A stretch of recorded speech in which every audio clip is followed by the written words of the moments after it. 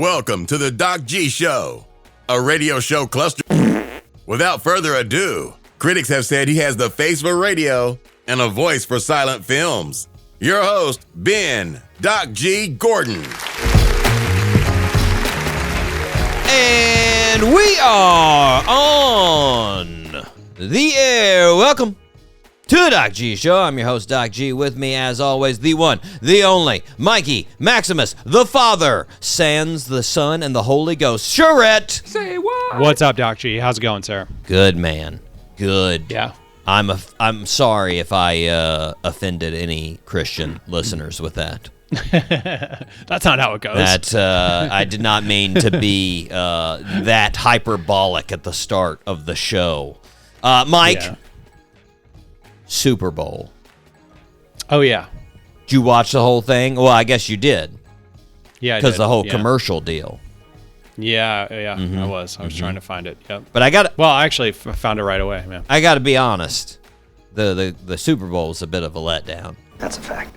Like, yeah, people were saying that. I found it funny. Like, all these experts across all kinds of networks, I didn't hear a single person say, it's going to be a blowout. The Eagles are going to blow them out. Nope. In fact, the opposite, Mike. I heard a bunch of people say, I have no idea who's going to win, but I can guarantee you it won't be a blowout.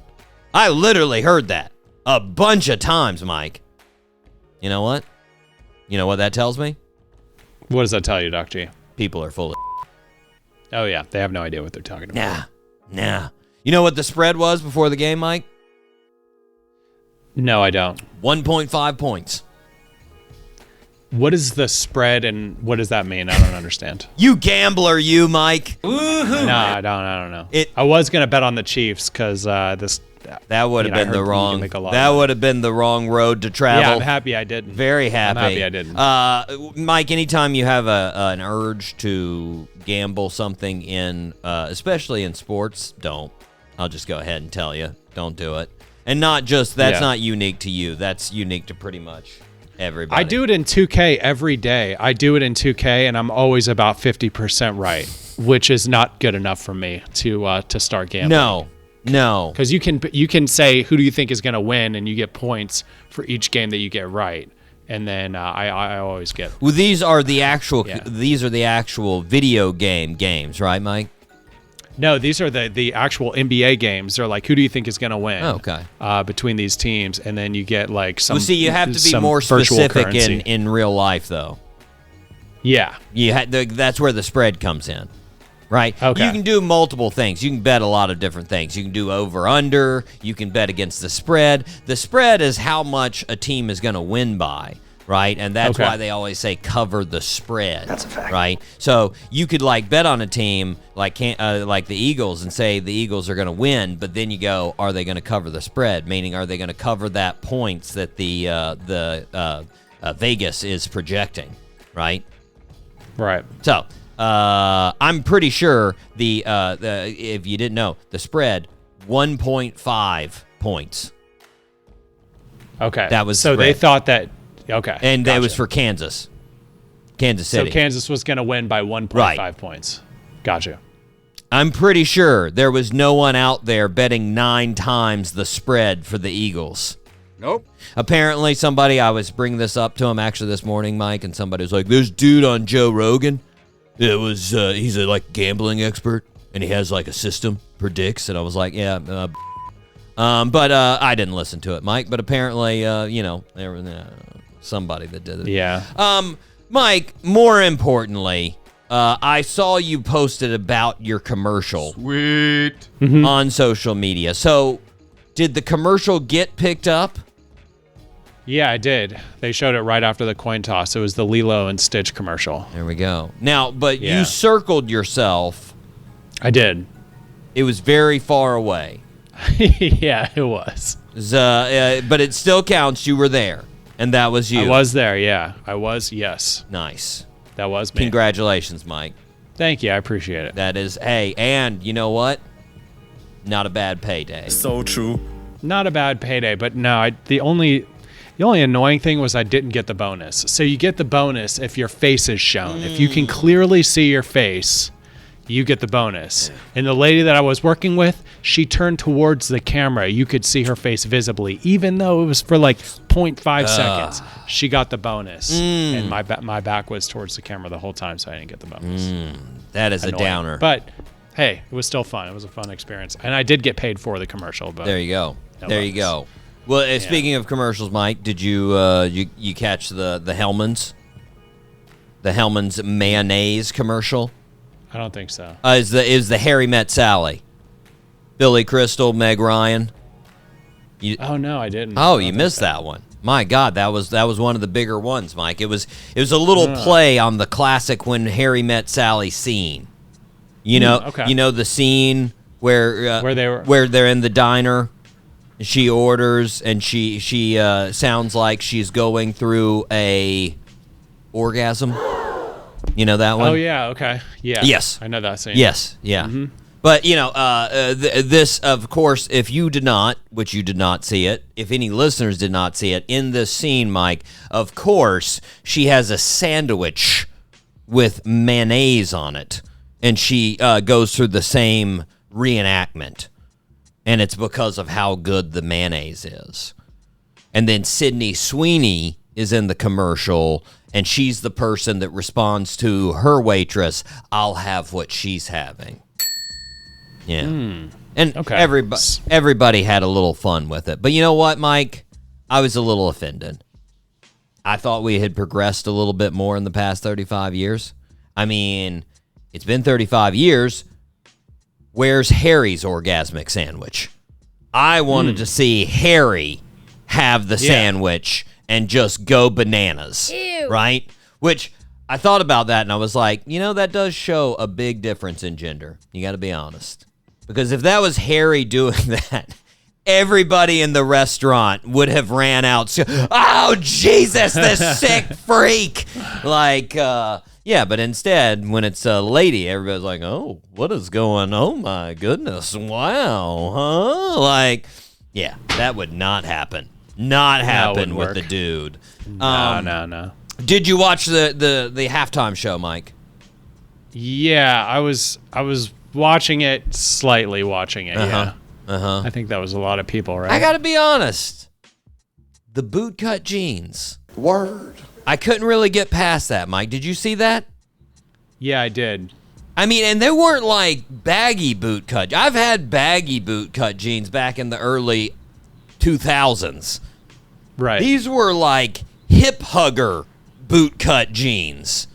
Yeah, they were like bell bottoms. Yeah, like, I mean, you could see his quad definition and then just flare out at the bottom. I was like, oh, man.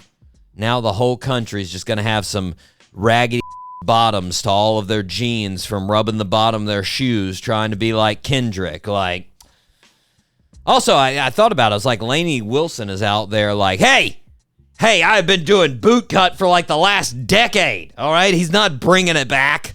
And just, that's all I could focus on, Mike. That's really... Yeah, I'm such an old guy. I don't understand the baggy jeans, the boot cut stuff. I just don't get any of it. It's very weird. Can't we go back to skinny jeans, guys? I would argue you're not old enough, Mike. Because the old people, like my brother, are psyched that the baggy stuff is back. Because that's what they loved to wear back in the day. And they're like, finally, the 90s are back. Thank you. You know? He's jazzed about it. So I think you're not old enough. You are stuck in the late 2000s and 2010s, my friend. Yeah, I'm in like the 2015. I'm like 10 years ago still. Get over that. Yeah, I know. Get back to 99, man. Get some Jean Co's. Let those things flow. I'm going relaxed fit now. I'm going relaxed. It's not skinny, but mostly joggers, Doc G. I was about to say, here's what I do. I just don't wear jeans. There you go. And I honestly couldn't tell you the last time I wore jeans. Nope. It definitely was at least 8 years ago, probably longer than that. Wore a pair of jeans in I don't know how long. Nah, I'm not interested. I don't have a need for jeans. I don't know what the need is. Pass. Okay. Mike, okay. All the speculation looks like around 125 million people viewed the Super Bowl. Yeah, most watched. I think I saw. You know, this may be crazy to say, Mike, but I think this show today might be able to break that. I think so. You know, it's a long shot, but I think it can happen. Yeah. If we just bring the energy, Mike. Mm-hmm. Are you ready? Yes, I'm ready. Let's fire this show up, right? Let's fire up this show, Doc G. Huh? All 3 engines up and burning. 2, 1, 0, and lift off. He was ready, everybody. My gosh. It was what? Yeah? Okay. Now we're going to do it. Firing it up. We're doing Yes. okay. Let's fire. Yeah. Well, we have a terrific show. We have Mr. John Modell on the show. John, interesting life, Mike. My goodness, this guy. He has done some stuff. You know, as he says in the interview, he's no spring chicken, but he has done some things in that time of leading himself to a fall, as we said in the interview. Don't worry, it makes sense, listeners. Okay, John is the lead singer of the band Casa del Sol. That got their new album out, Strange Angels. Fun fact, Mike. John's dad, Art Modell, former owner of the Baltimore Ravens. So, Oh, okay. Nice. yeah, we chat about it. We chat about it. Nice. But first, Mike, we need to start where we start. Birthday suit. Happy birthday, Mr. President. That is correct. Mike, I think you got this one. This one's pretty... This would be more embarrassing than Martin Luther King, I think. Here's probably the easiest clue for you. You guessed it before you guessed Martin Luther King. It was your guess. Do you remember? Abraham Lincoln. There it is. All right. Abraham Lincoln is gosh. correct. Hilarious. Arguably the greatest U.S. president of all time, Mike. Born on February 12th, 1809 in Kentucky in a log cabin, of course. Moved to Indiana, eventually becoming a lawyer. He then became a state legislator and then a U.S. representative. Lastly, he became a senator before running for president in 1860. After he was elected, the southern states seceded from the Union and the Civil War began. Our birthday suit wearer managed to maintain the integrity of the Union. He kept the country together, Mike. And we won the war. A war, which, by the way, I feel like, sadly, at this point in time, Mike, it needs to be emphasized, was about slavery. Yes, that was the it was. only thing.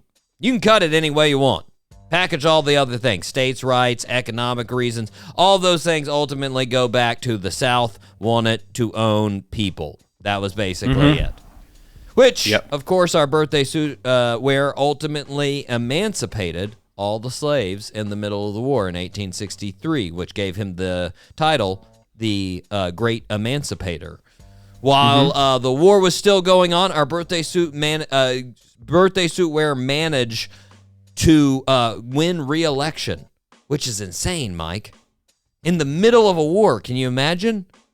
Like, I mean, you're literally fighting the rest of the country, and you've also got to get out there and politic. And be like, hey, you should vote for me. All right, I got to go see how many thousands of people got killed at this last battle. I'll see you later. Like, that's crazy, man. Yeah. And then just a couple of months after his second term started, the Confederacy surrendered and the war ended. Sadly, our birthday suit wearer was murdered at Ford's Theater just 5 days after the end of the war. He didn't get to bask in any of that victory, man. That sucks so hard for him. Like, you know, just I mean, it's great that he got us through it, but it's just like, man, missed out. And then his follow-up. Oh my God, Andrew Johnson. Ugh. One of the worst presidents of all time, man. That guy was horrible. He got vetoed more than anybody else, Mike. Just a Really? train wreck. Yeah, he was an absolute train wreck. But Abraham Lincoln wasn't. and he was No, a he fantastic president. And then again, arguably the greatest president of all time. Mike, if we did a top 3 presidents, he'd be in my top 3. He would be there. Yeah, for sure. For sure. Happy birthday to Abraham Lincoln. R.I.P. Mike, you ready to rip some headlines? Let's rip some headlines, Doc G. It's now time for Rip from the Headlines. Okay, let me get a sip here. Word. Acai berry, Mike. Oh, yeah. Okay. Here we go. Acai. I always thought it, it's acai. I'm probably Yeah. saying it wrong. I don't know. Hey, no, I have no idea how to say it. I think that's the first time I've We're heard anybody both actually say the word. incompetent, all right? We both are ignorant on this. We have no clue. Hey, I've got this A-berry stuff. Acai berry. Delicious. I didn't even get it in my mouth that time. What? Anywho, Mike, I've got a fairly quick headline here from BuzzFeed. Quote, over 154 million people watched a clip of this guy reacting to his girlfriend cheating on him on TV, and it's so chaotic. End quote. Huh? Mike, I don't know about you, but I gotta say, this is how up the world is. Yeah. Like, we can get 154 million people to watch a guy find out he's being cheated on, but we can only get 156 million people to vote in this country. Seems a little messed up. Yeah, it is. You know? Come on. Mike, you ever watched the show Temptation Island? No. Apparently that's where this was from. Temptation Island. Okay. I did watch a lot of cheaters, though, man. Well, this a show, great show. I mean, that's what it's doing. They're tempting people to cheat. So Okay, the whole point okay. is they bring in couples together, and then they split the couples up, and they bring in a bunch of to see if anybody cheats with the Yeah. And pardon my term, but that's literally what they are. They're being paid to try and, fraternize with these other folks and then have sex with them so that the couples will What break up. about the ladies? Same deal. They get dudes that come in and try to tempt them, if you will. Oh, okay. Yeah. Okay. And I gotta be saying, Mike, if that's the goal of the show, how can this guy be mad? Like, his reaction should have been like, no, yeah, we did sign up for this, so that makes sense. This is what we signed up. Yeah. I sort of deserve it. Like, I mean, come on. Like, oh, yeah, wow. Oh, my God, I didn't see that. It's like, it's just ridiculous, Mike. Ridiculous. It's like a person who's surprised when they get lung cancer after smoking for 30 years. What? How did that happen? Well, it was the 17,000 cigarettes. Oh, okay. All right. Like, All right. that's ridiculous, Mike. Mike, I've got a headline from Vox. We all know Vox, I think. Here's the headline. Quote, Gen Z doesn't know how to act in bars. Come on, Gen Z. Do you want to be alcoholics or not? Good Lord. Get your face out of those phones and into a bucket of booze. Act like a real generation. Jeez. Mike, I'm not proud to say it, but I actually did read this article. What are they doing? What's the problem? It's pretty dumb. I'll give you the summary is basically they're not spending enough money in bars. That's pretty much what the author was upset about. Exactly. And here's another one, Mike. One of the chief complaints, this was like the thesis, was that Gen Z folks don't leave an open tab. Instead, they keep paying like each round. Which I got to say, Mike, isn't that a simple fix? Yes. Like, can't the bartender just say, "Hey, are you buying another round after this one?" All right, well, just pay me after both of them. I'm not taking your card right now. Just, like, is that hard to do? Like, I don't think... Yeah, I mean, they ask if you want to keep it open. Yeah, exactly. Like, I mean, Yeah, I guess. if you keep getting, if I'm the bartender and I keep getting a card back, I'm gonna go, hey, instead of doing this, let's just pay me at the end of the night. Here's your card back. Like, you can refuse it, and then you can force them to leave a tab open. It's not too hard. It's on the determination of the bartender. Like, plus, that's the whole thing about this article. It's basically the bartender is inconvenienced. I'm like, Yeah. okay. At one point, they complained, Mike, in the article that Gen Z folks were not interested in talking to the bartender. They were more interested in socializing with friends. Oh my gosh. And I was like, How dare you? well, I was like, that's a problem? Like, if I was the bartender, I'd be like, oh, thank God.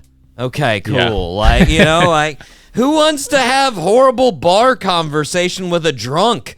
Go talk to your friends. Cool. Like, this article was bizarre, Mike. Yeah, very weird. I open and close tabs multiple times a night, but that's because sometimes I Irish goodbye, Doc G. Yeah, you got to slip out. I understand. I understand. But, like, I mean, that's the thing is, like, there was no evidence for any of this stuff. Like, he didn't pull out the receipts, Mike. I didn't see any, well, here's what happened. Like, there was no research on this. It was just a dude talking about how apparently he was looking at young people in a bar and was like, psh, don't know how to act, these turds. Like, ridiculous. Mike, I got a headline from Billboard magazine. Quote, Ozzy Osbourne hit with copyright lawsuit over social media photos of himself. Yeah. Yeah, apparently photographer Neil Zlazower, this is gonna take me a while. Zlazower. There we go. Zlazower. Yeah. Zlazower. There we go. Apparently, photographer Neil Zlazower has filed a copyright infringement suit against Ozzy for sharing pictures on social media of Ozzy performing, right? Huh? And I gotta say, Mike, it's like the dumbest lawsuit I've ever heard. Like, I get it. You made that art. I get it. It was your shot. But you would have an empty photograph if it wasn't for Ozzy. It would be a stage that you took a picture of, and no one would give a shit about your empty stage picture. That's like me suing Gavin Rossdale for posting a video of this show without my permission. Like, why would I sue him? I would thank him. I'd be like, oh my God, you posted it. That's awesome, dude. Yeah. Like, are you... Can we get a tag? Can we get a Yeah, tag? are you kidding? Even if he didn't tag it, I'd still be like, look at me. There I am on it. All right. Like, this guy's ridiculous, man. And he'll probably win, or at least Ozzy will take down all the pictures. Like, just dumb. It's dumb, Yeah. Mike. Mike, I've got a headline from Guitar Magazine. Quote, Jack White calls out fans that demand, quote, extra long shows. It's not a Marvel movie or a Vegas residency. I agree, Mike. I don't know about you. Do you agree? Yeah, I mean, let's get this show over with. Yeah, well, I mean, that's the thing. Is like, I don't want to see him Play the hits and get out of here. Amen. Like, I don't want to see him play that long. There are probably, like, I could think of 5 artists that I would want to see longer than 90 minutes.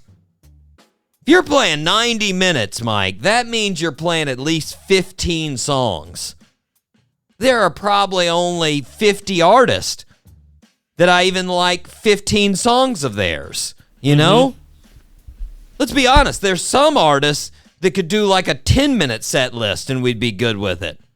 Yeah, for sure. Foster the People, come out, give us pumped up kicks, That's it. give an encore of it and call it a night. We're good. Like, Play the hits, we're out. I mean, hey, we've been doing it for the last couple of shows, Mike. All of the one-hit wonders. Give us that jam, get on out of there. Like, I just, I'm with, like, some of these people that are doing like 3-hour shows. Again, no shade to Taylor Swift, but like, that's, nah. Nah, Too long. And I mean, obviously, all of her fans like it enough. You know, they're all there. But like, Oh yeah, they love it. you know, like I said, there is. I mean, I might be able to think of 2 bands, something like that I could listen to 3 hours of their stuff. Like who, Doc G? Come on, drop a name. Zeppelin, Eagles. Either Okay, one. all right. Led Zeppelin or the Eagles, if they were all still a full unit, I could go through because they have like 30 songs I would want to hear, no doubt. And again, no shade to the Stones, but if it was like the 1970s Stones, I could do the Rolling Stones as well. No offense. Yeah. Hey, all props to them that they're still rocking out now. I don't really want to watch them though. You know. Yeah. Like, it's good for it, but, like, you know, and like, if I got a chance to go see them, like, for free, totally would. Would I pay $400 to go see them? No. Yeah. But that's just me being a concert snob anyways, Mike. Can't help it. Yeah. It's expensive. I've got to be enticed, you know? But, you know, Mike, I've got a little something from a little outlet known as Hoops Hype. Hoops Hype. Yeah, it's about basketball, you know? Oh, yeah. Hoops Hype. Yeah. Here's the headline. Quote, Dwight Howard, Kareem could be considered one of the greatest, but he wasn't Nike, so they don't talk about him in the GOAT conversation. Mike, this is the lamest argument for GOAT talk I've ever heard. That's a fact. You want me to explain it? Sure. Yeah. What? Please. I would like if you were just like, nah. Okay. All right, we'll move on. Here, let me explain, Mike. Kareem was drafted in 1969. The company Nike wasn't founded until 1971. Basically, nobody outside of runners cared about Nike until they released Air Jordan in 1985. They sold 450,000 pairs in 1 month, and in the first year, they sold over $126 million worth of shoes. So the reason anyone cares whether someone is a Nike person or not is literally because of the GOAT, Michael Jordan. There we go. And Okay. regardless, people still recognize Kareem as one of the greatest of all time. ESPN's top 74 of all time. Kareem is number 3. That's a fact. I would say that's in the conversation, Dwight. So true. And again, like, where would Kareem be a Nike guy? He had no time to. He was at the end of his career when they even got popular. Like, there's no reason that in 75 he'd be like, yeah, I'll wear some running shoes. Like, they were literally running shoes. They had no basketball shoes. Like, why? Stupid, man. So just ridiculous, Mike. Ridiculous. Anywho, Mike, we need to take a break. So we are going to take a break. We're going to hear from our guest. This is Casa del Sol right here on the Doc G Show.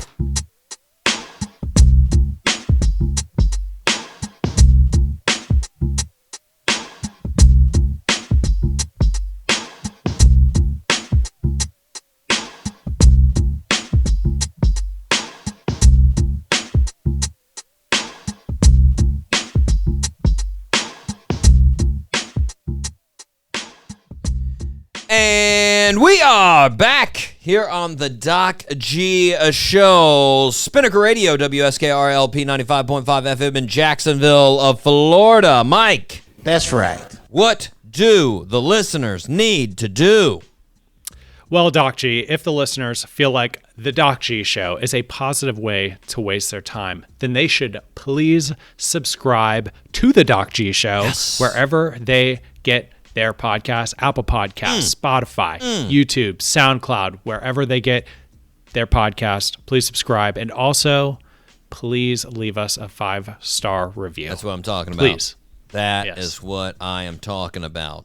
Mike, well, you know what? I'm gonna thank the listeners first. I've got a new segment. It's not a new segment. We've done it before, but I've never actually called it a segment. But I'm going to do that after we thank the listeners. All right. Okay. So here we go. Let's thank. And this is a big day, Mike. We've got all the way back up to the top. Nice. We cycled all the way around, so we're going to do it again. But anyways, here we go. 5-star listeners. Shoutouts. Shout out to Jacksonville, Florida, Columbia, South Carolina, Radford, Virginia, Gainesville, Florida, Frankfurt, Germany, Anoka, Minnesota, Ashburn, Virginia, Piracai, Brazil, San Diego, California, Dublin, Ireland, Boardman, Oregon, Genoa, Italy, Richards, Texas, Barcelona, Spain, Winfield, West Virginia, Biloxi, Mississippi, Tulsa, Oklahoma, Peoria, Illinois, Katy, Texas, Toms River, New Jersey, Olive Branch, Mississippi, Asheville, North Carolina, Los Angeles, California, Spartanburg, South Carolina, Athens, Georgia, Baton Rouge, Louisiana, Chicago, Illinois, Boynton, Virginia, Fort Lauderdale, Florida, Columbus, Ohio, and Falkenstein, Germany. Nice. There we go. Got a little screwed up there right around Frankfurt, Germany, but I said, Ben, get it together, you head. Finish this out. Don't let down the 5-star listeners. And that's you guys. Everybody I just listed there. Thank you. Thank you for the listens. Thank you. You know, I think I saw a couple of those folks catching up because their listens went up, Mike. I saw a couple of spikes there on some of the regulars. So hopefully, you know, they're just catching up on the old shows, you know? Mike, 4-star listens. Shout out. Fort Worth, Texas. First on the listens. Okay. San Leandro, California, Mike. Sweet. I don't think I've ever been to San Leandro. No. It's in the Bay Like the Area. name, though. It's near Oakland. Okay. Sunrise, Florida. Definitely been to Sunrise before. That's in South Florida, Mike. We're down I didn't know. Fort Lauderdale. Right Gotcha. beside. St. Augustine, Florida. Right beside us. Hope everybody's doing good in the country's oldest city, St. Augustine. Phoenix, Arizona, Mike. Yes. New Bedford, Massachusetts. Shout out to them. Houston, Texas. Home of Ali Sadiq. Yes, sir. Bigsby, Oklahoma. Yeah. Now, I forget. There's something related to Bigsby. I can't remember. I think that might be. I don't know. There's something. The only reason I'm familiar with Bigsby, Mike, is it's in the 30 for 30 on the Boz, Brian Bosworth. Oh, okay.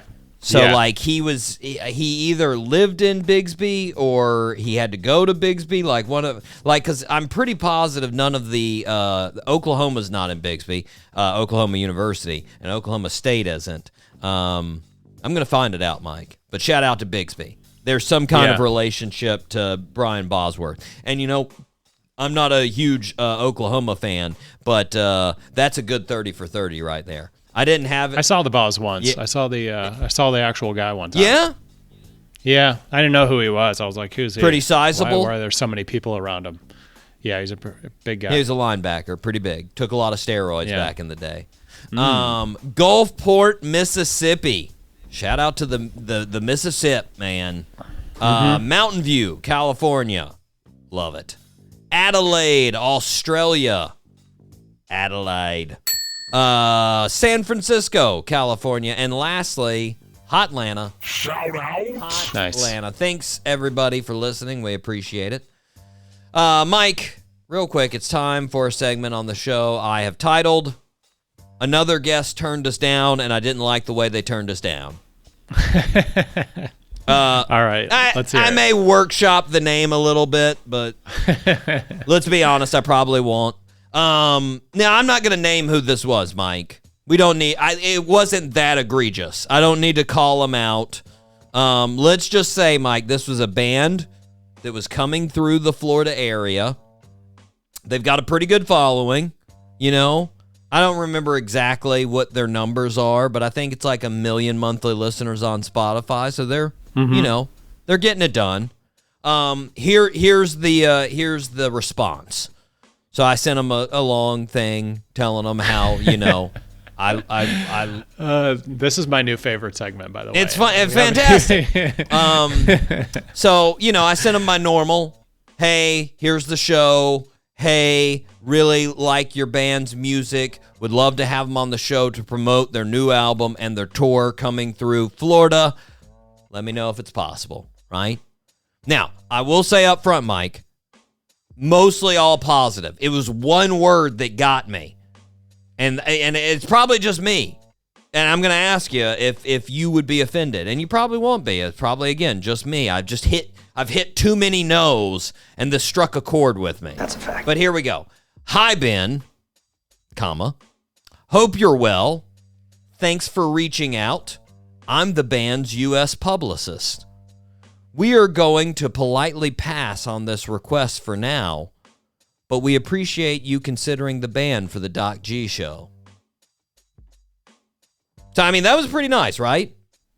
Yeah. That was, all in all, I will say, honestly, Mike, it was a positive review. I can't complain, but I'm still going to. Huh? Right? So, I mean, let's look at the positives. First, number one, it was a response. That's always for good. sure. I mean, Yeah, let's yeah. 80% of the time I get ghosted. So, a response. Two, they wished me well. You know? They could have started out that email like, "Hi, Ben, I hope you have chlamydia." Oh, it's the worst. But he wished me well. I guess they're not coming on the show. So that's respect, you know? Yeah. Next positive, he politely passed, you know? That's a fact. He tried to let us down easy. Hey, we would love to be on. That would have been better. I could say that could have been better if he would have been like, "We'd love to be on the show right now," you know? But he said politely pass, you know? So, all in all, a lot of positives, Mike. But the one thing that irked me was the way he said, "We are going to politely pass on this request for now." The for now is the part. Yes. I know that's a good thing, Mike. I know that they're saying, hey, we could be interested down the road. Don't close the door. Mm-hmm. But at the same time, I'm like, whoa, you don't get to dictate the terms. I didn't say this was an open invitation. If you come back to me in like 4 months and you're like, hey, we're ready to come on the show, it's not a guarantee you're coming on the show. What if a single of yours really sucks ass? And I'm like, yeah, I'm not interested anymore. Or what if one of your band members goes on a Kanye West style rant? Yeah. I'm like, yeah, sorry, I don't want that on my show. Like, I was like, for now, hey, sorry, partner, you just get to turn me down for this invitation. That's it. That's the only one. And then we're not guaranteeing any more invitations. Like, I was just like, no, I don't know you like that, buddy. I don't know you like that. I don't know you like that, pal. I thought about sending him back that, Mike. I really, and again, He writes back, "All right, Chief." I have fantasies, Mike, of responding to some of these in the harshest way possible. And I really, with that one, despite it being nice, and again, listeners, this was a very nice email. He was being very official here. But like, a little teeny part of me, Mike, wanted to send one back. Be like, for now? No, not for now. You are turning this down, and I'm not letting you come back on the show ever again. All right? Like, I don't know, Mike. It's too much for me. I've been reading too many of these. That's all I'll say. That's all I'll say. You know? Yeah. But regardless, I appreciate the response, Mike. Yeah. I appreciate. You know, I thought it was going to be pass. That was going to be the word that you didn't like. Yeah, well, that too. I mean, honestly, depending on the day, pass could have got me too. Pass could have got me because, I mean, it's like you said. It's like, maybe the next one. We'll let this one go by. We're going to pass on this. Yes. It's just pass. It's just you could use other words than pass. What do you think they would have used? I don't know. Because I'm trying to think politely of decline. Politely. Decline sounds bad though too. Harsh, yeah. I mean, like, I just lie to me, Mike. Yes. Lie to me. Like, this just says we're not interested, though. You know, like, that's the thing that kills me. Yeah. Like, you could just say their schedule is way too full for now. And they could be sitting there diddling their bits for all I know. But to me, then I'm like, oh, they're super busy. I get it. So true. Yeah. I'll take that lie with appreciation, Mike. The truth is hard to hear. I don't like to hear the truth. Nope. Let me live in a fantasy land. Just give me the fakest email you got. Remember Remember the email where they said they loved our work? Oh, that was the best. Are you kidding me? If everybody did that, everybody could turn us down. I'd be like, well, they love our work. It's fine. Who cares?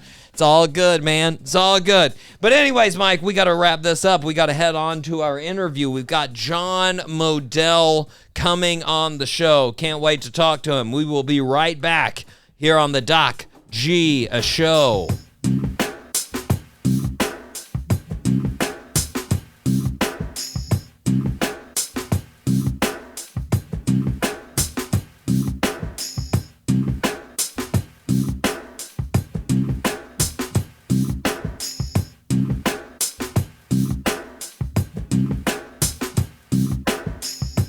Welcome back to the show, everybody. We are excited to be welcoming the lead singer and guitarist of Casa del Sol, who have just released their debut album, Strange Angels, Mr. Johnny Modell. Johnny, how are you, sir? How are you, Ben? Good to see you. Is it Ben, or should I use the formal doctor? No, either one. You know, my students have never followed the doctor thing, so why should anyone else? It's fine. It's fine. How's now? Are you in San Francisco now? Yep, I live here. I moved up here from Los Angeles. For a while I was between Los Angeles and Baltimore. I was kind of bi-coastal, but I live up here, and I found a glorious second administration, so to speak, in my life. She has a business up here, so I moved up here, and also just to be part of this amazing community of artists and musicians the Bay Area has to offer. You know, the history of it and all that. So absolutely. Are you like in San Francisco proper, or are you somewhere else in the Bay? Oh no, San Francisco proper in the city. Wow. Yeah. Wow. Now that is a busy city, I got to be honest. It is. It's act. I mean, I tell people a lot when I went to San Francisco, I was blown away because I felt like it was almost more busy than New York every time I've gone to New York. Nothing against, but like I was expecting a nice relaxed feel I had in my head, Grateful Dead of the 60s there, and all of a sudden I'm like, oh, there's people going everywhere, there's things going on, all like it's moving. It's all mushed into 7 miles by 7 miles, Exactly. Now I like to ask this question: if I come to San Francisco and I were to ask you where you can stay with us. We got a place for you. Yes. No, but what if I ask you, I'm coming to San Francisco, I've got one night to sort of eat. Where should I eat? Oh, man. What's your spot? That's one of the tough. Yeah, I remember you've asked this in some other interviews. That's a tough one because there's so many darn good places here. It's kind of known for the grub. You can go to the Mission and go to a little taqueria and get some of the best Mexican food you've ever had, and then you can, if you like wine and all that, you can go to a fancy place and get something really snazzy. What's your go-to specialty? Do you go usually? Would you go Mexican? Would you go Italian? What would be your dish of choice? Chinese. Oh yeah, great Chinese. There's a place down in Chinatown, North Beach, because here Chinatown and Little Italy are like this. So you go across the street, you get some great carbonara, and then you go over there and get some lo mein. I don't know if I can handle that all in one day, but that's a lot of carbs. Yeah. There's a place down in Chinatown called Brandy Hose.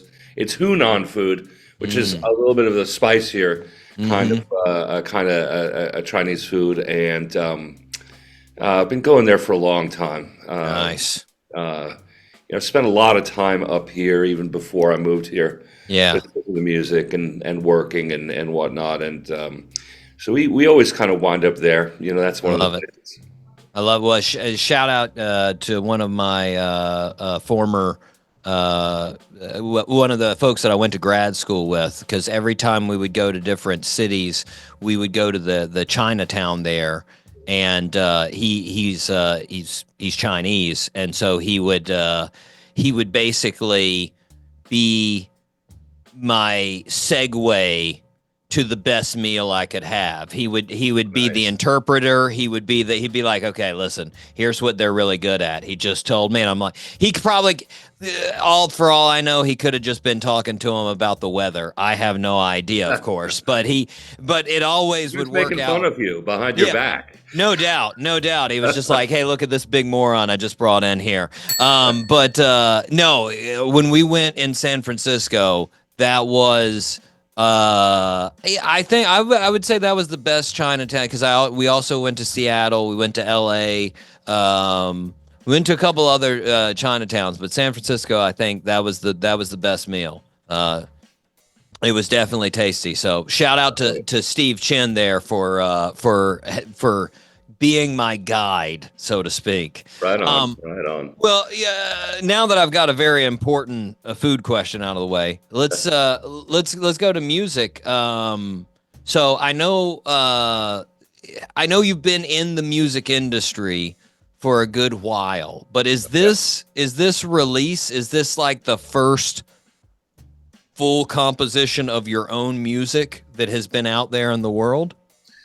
Yeah, that's been out there in the world, at least in this incarnation. I started doing this when I was pretty young, and I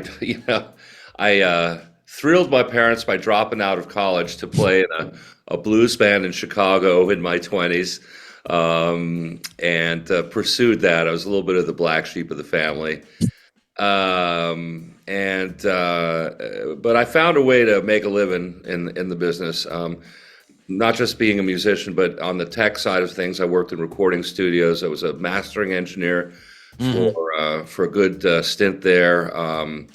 Designed a lot of digital audio tech and stuff like that. But I was always playing in bands and always making music. For a while, I was a staff writer at a publishing company in Los Angeles. There, writing music for other people, and that was, you definitely kind of relying on your craft there, because it's almost like a problem-solving thing. You need to write something in this genre for this person and this key, So, and I could do that, but it was around about '89. I started singing, not just playing guitar, and that was kind of a breakthrough, and my writing became more personal then, and I've been just writing stuff. I raised a couple kids, so I couldn't hop on a bus and be a troubadour. And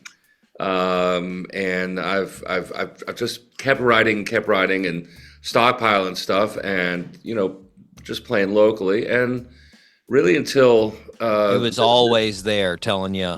Oh, got to go back.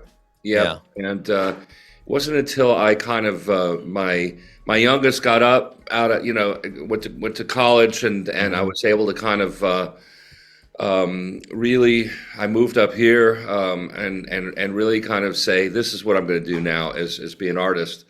So your youngest didn't decide to follow your path and go into a blues band as well? Decided to go. Hey, thank God, I mean, I was the opposite of my parents. I said, come on, you guys, they both play, and they're both, they write, and my youngest is a great artist and all this, but they after seeing what I went through, they said there's no way in anywhere near show business, which is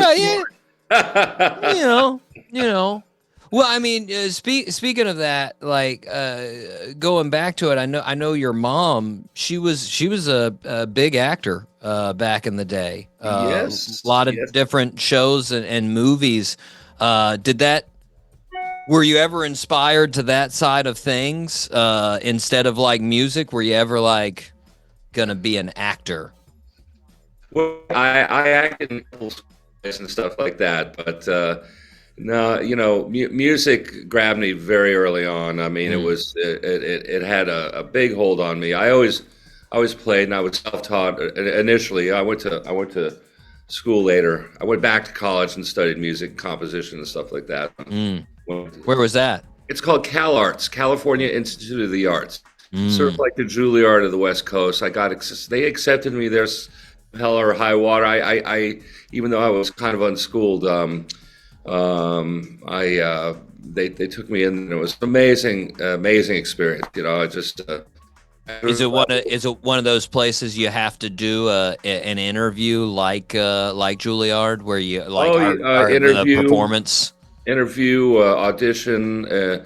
I did all that. In my case, I was also working on an album back then. That school, it's got 5 schools within it. Music's just one of them. There's School of Film and Video, theater, dance, and it gave you, everybody worked in between the schools. So it's very much like the real world. When you go out and you're a composer or something, you're going to be doing stuff for TV or movies or whatever, or working with choreographers.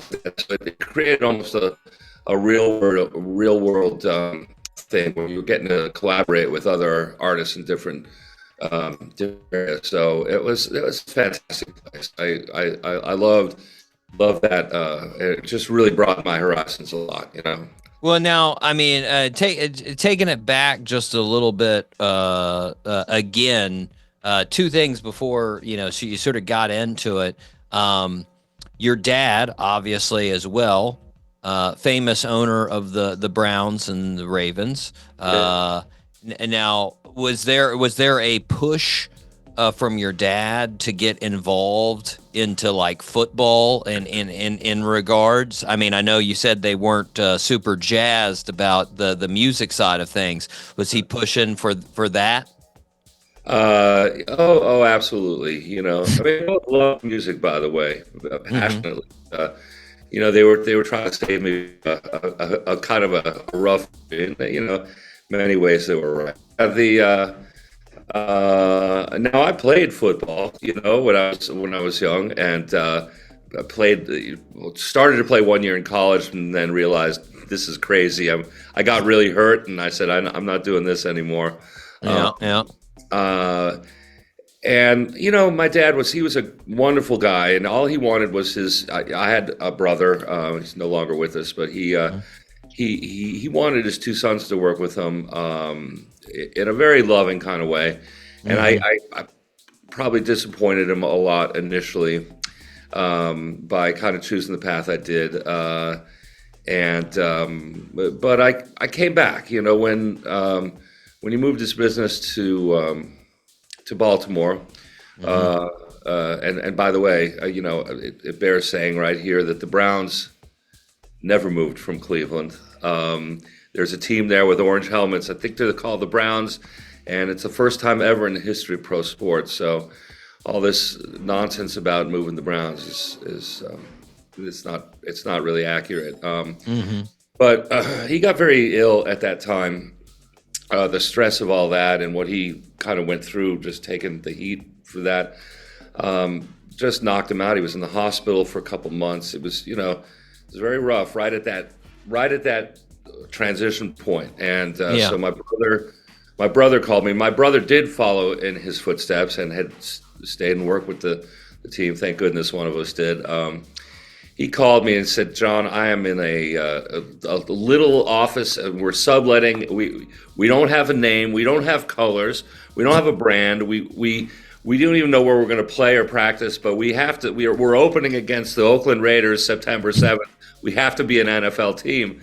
You got to come help me." And I was like, "Oh man, well, of course." In that instance, I did. So I had at the time a music production company in Los Angeles, owned a recording studio. So I started commuting, which I did for almost 15 years. I'm a 3 million miler on American Airlines because my kids were in school there, my business was there, but I started working with the Ravens. I hope those were all direct flights. That would be one rough layover every single time there. Oh yeah, and I had to fly into Dulles, Washington to get up. That was the easiest way because there were several flights a day there. But anyway, I started doing that, and we all kind of built the team together, the 3 of us, and there's a very wonderful photograph of the three of us on the podium at Super Bowl 35 down there in Tampa, receiving the trophy from Paul Tagliabue, and you could see in my dad's face how proud he was to have, finally the three of us together there, and doing that. So I was able to make him proud, both my parents proud, on the music side of things too, because I designed all the audio and video systems in the stadium there in Baltimore, because that became one of the things I did, and we were the first ever to use LED video. We developed it at the same time as U2 did for the Pop Mart tour back then. That's how I got close with those guys, and we the first thing I played him when he came in the studio, when we turned it on the first day, was Beethoven's Ninth Symphony, and blasted it in glorious surround sound in the stadium, and he just started crying. I said, "I did okay, right, Pops?" And he was like, "You did okay." So that was a nice moment. That I read a little bit about that. So like, as far as you, so you toured for a while with U2. I mean, so you were involved eventually later on with the U2 3D movie, but before that, sort of the Pop Mart, that was for, of course, like you said, sort of learning the technology. How long did you tour with them on that Pop Mart tour? Well, believe it or not, back then there was no LED videos.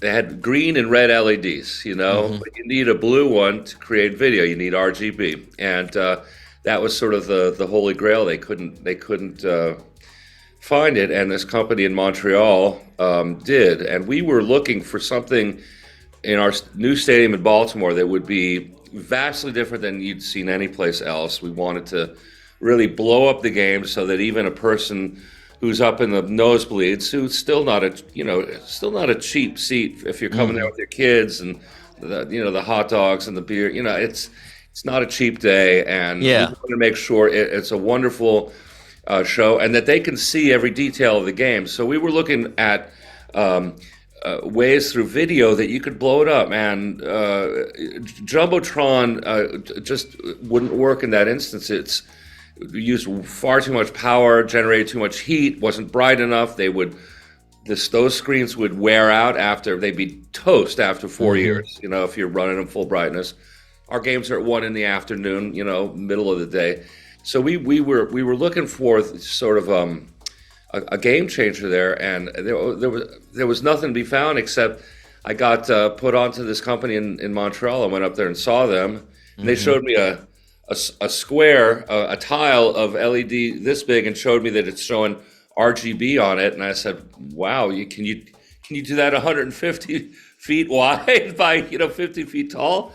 Yeah. And he said, "Oh yes, it'll be beautiful." I said, "Well, are you sure?" And he goes, "Well, we're working with this iron." Of course, I was a big fan of U2, and and I said, "You've got something for them?" And I said, "Well, we showed them the same thing, and they're going to work with us." And I said, "Well, if they are, we will too. Maybe we'll kind of pool our R&D resources and stuff like that." And we worked with them for 8 months till they finally got it bigger and bigger, and now so that was sort of like proliferating through the tour. It was getting larger as they went. No, they needed to actually. They had a Pop Mart. I don't know if you ever saw that tour. It was pretty cool. It was enormous. I mean, that thing was the giant screen. They had the big old arch. They had that like I don't know what you would call it, the canister thing. Yeah, the big bucket and the lemon. It was wild. No, they had to have the full thing ready by the beginning of the tours, and we had to have a full thing ready by opening day of the stadium. So we were kind of on the same trajectory. They were a hair ahead of us because of their tour started before our season. But so we kind of, and so they had it ready. This company called Seiko Smart Vision up in Montreal, Canada. They're brilliant, and they made it happen. And in fact, now LEDs everywhere. It's ubiquitous. It's it's in your lights. It's in the cars. It's everywhere.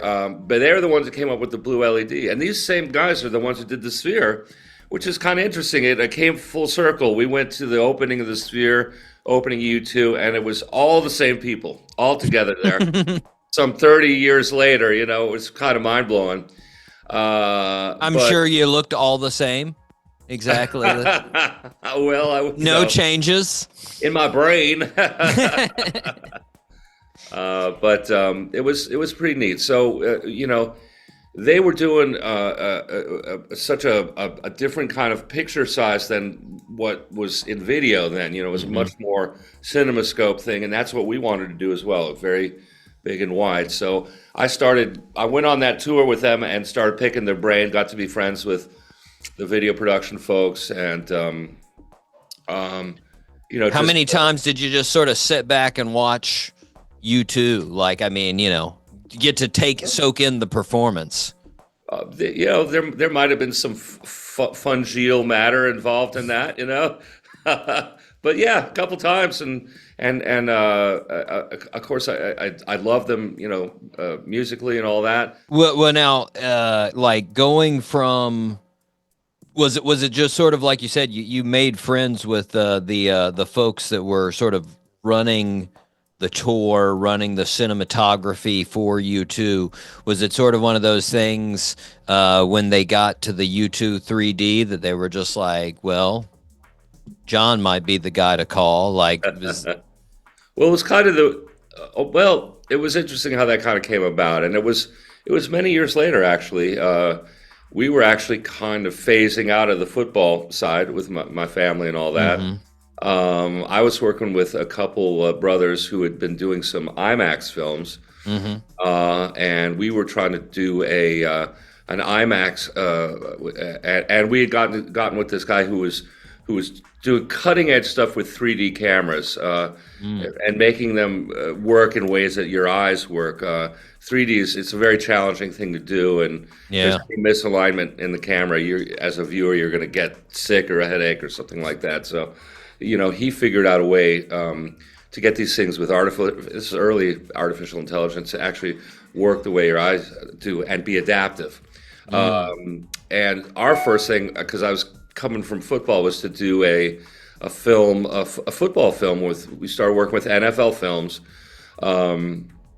on a film about the Super Bowl. It was going to be 3D and for IMAX, which we did. We did a short film, but when we were in the middle of that, and one of those brothers was Pete Shapiro of Relics Magazine, and Brooklyn Bowl, and just an amazing guy, just an amazing entrepreneur, and a real good music, champion of music, I think.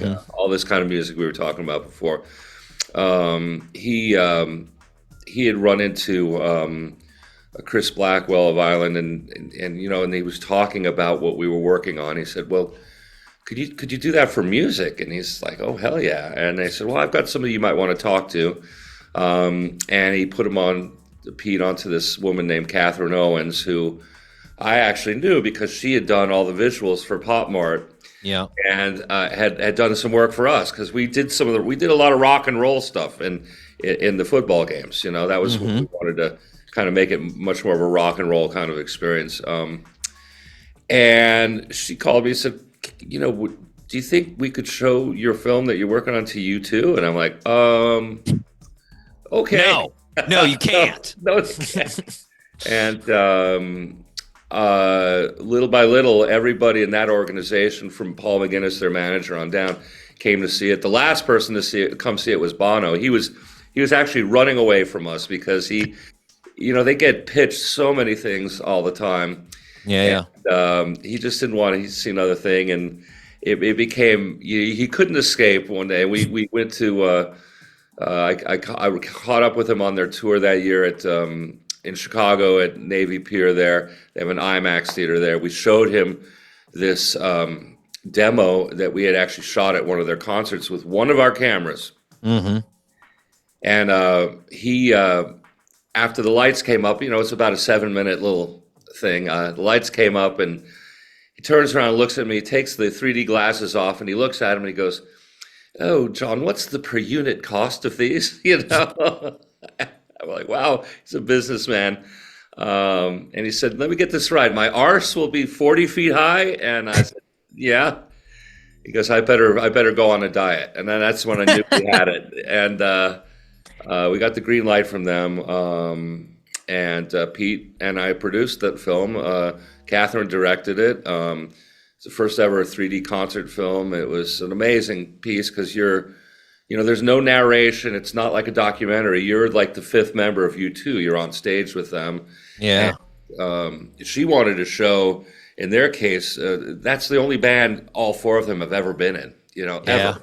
Yeah. They were a high school band that did good. And they are like a band of brothers, sort of like me and my guys, and there's this telepathy that goes on between them because they'll be in these stadiums and they'll be 200 feet away from each other and they're still playing like tight, and she kind of wanted to show that, which I thought Catherine was very successful at doing. It was an amazing thing. And we shot it all in South America where the crowds, they don't sit crazy. They go for it. Yeah. They're singing every song. It's like a choir. I put 40 microphones out in the house to capture that. So the surround mix of that film was pretty wild. Oh yeah. You're very immersed in it. So, it was an amazing project, I always put that as like you were saying, as far as the telepathy between members. That's sort of the same thing in basketball. Well, in most sports, I mean, that's I would tell people back in the day when I was in college and we would do intramurals. You'd watch who won the intramural games, and it would always be the teams that had been playing with each other since they were in fifth grade.